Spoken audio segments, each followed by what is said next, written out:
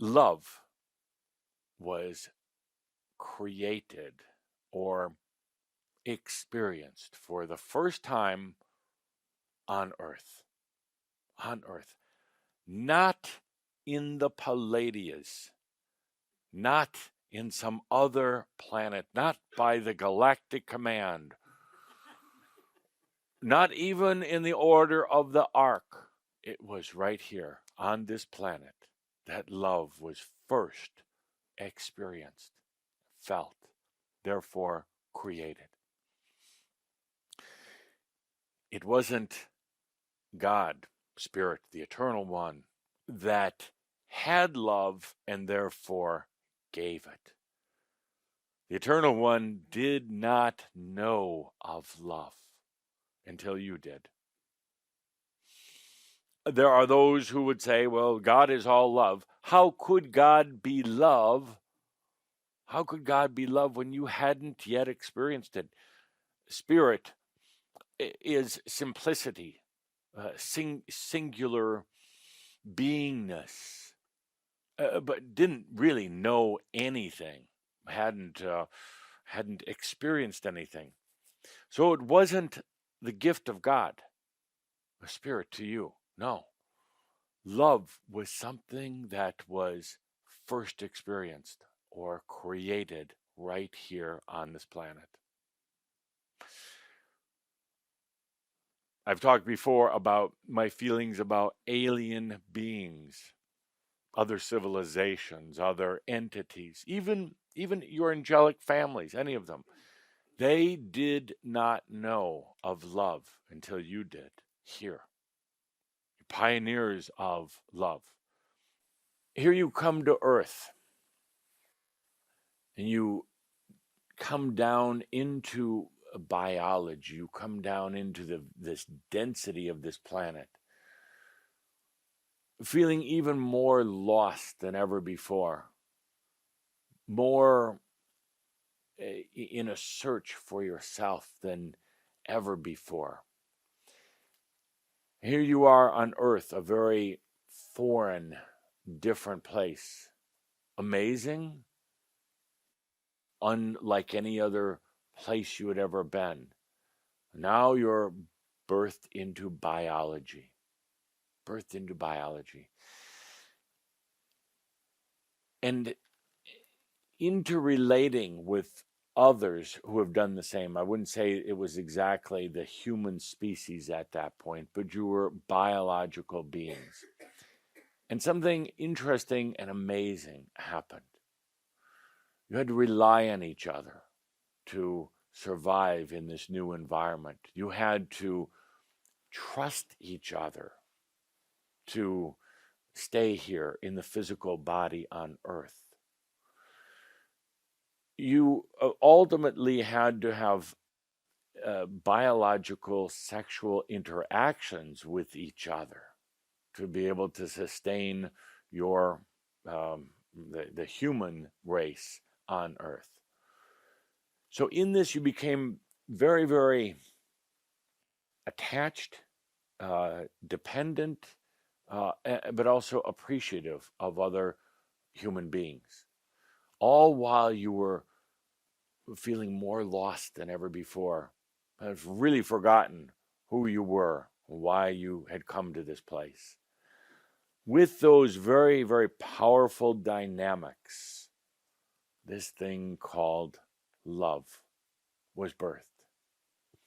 The trusting of another human, the sharing with another human, also in a way the need to see yourself through another human, to be able to understand more about you through someone else. It was almost a magical moment that occurred when you first fell in love. Love really is magical. It really, truly is magical. It was an overwhelming sense for you to feel that way. First time you ever experienced love. Very unique, very powerful. in a way frightening because it was so strong and you'd never felt anything like that before. So it was truly birthed here on earth out of desire, out of need, out of fascination for the adventure, right here. Love occurred when you recognized the God within another and they recognized it within you. Love sprouted when there was that namaste. Here you were on this planet Earth, lost in a way, descended down into density, harshness, challenges, physical biology, wondering what you had done, wondering where this oneness, this spirit was, wondering where you were, feeling in a way that you had been abandoned. Abandoned not only by the Eternal One, but abandoned by yourself. Just like you were a paratrooper, dropped behind enemy lines, out of radio communication, in the dark and cold, no food, wondering how you're going to survive. That's what it was like. So you started cooperating with other beings who were in the similar position. None of you thought you knew the answer, but you were trying to find it. Cooperating with other humans, getting more connected with them. And at one point, the namaste, I see the God within you, and they saw it within you. This was love. Love of another, but love nonetheless. It was the spark, the inspiration, the beginning of many loves, many searches to understand the meaning of love, which, by the way, you probably never really understood. No real understanding of love. It, like spirit, is an experience. That's all. It's an experience. You came here to the planet not knowing a thing about love. And you discovered it and you fell in love. And then you had sex. And then you had many other relationships in love. And then love turned sour, just like milk gone bad. But through that, even then, you learned what love is not. So you could eventually be here right now, loving yourself. I would describe love as an experience that gives you all of these things. From the indescribable to the fear, to the feeling of oneness and merging, from feeling blissful, from overwhelm, from the resonance, all of these things, being divine. Love has that amazing capability to go beyond duality like no other thing can. Love actually isn't dualistic. It's not. And that's an important point. It's an experience that is not dualistic, yet love can inspire all of these things, feelings, torment, breaking apart, coming together, discovering parts of yourself by discovering another. Love can be the gift of all gifts, and it can be the greatest detractor of all. That's why love can do all of these things, because it's an experience. Love is not energy. You will not find it in the source field, the field of energy. Love isn't there. Love can bring in and attract energy like nothing else. Just a drop of love can call in huge volumes of energy. That's why when you are in love, experiencing love, it's like You could stay up 22 hours a day. You have the stamina of a young buck. Make love time after time after time. That's why when you're in love, you can eat huge volumes of food and you never gain a pound because there's so much energy coming in. You're like a magnet just drawing it in. Love is not really consciousness either.